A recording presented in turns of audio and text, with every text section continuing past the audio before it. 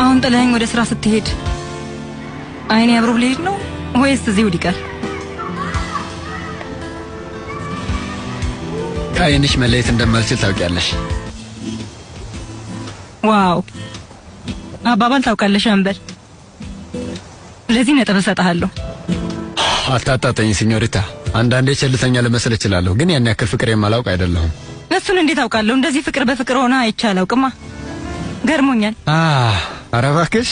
አበባ ሰጥተኸኝ አታውቅም፣ ሰርፕራይዝ አታደርገኝም፣ ወይም ለምሳ ይዘኸኝ ወጥተህ አታውቅም።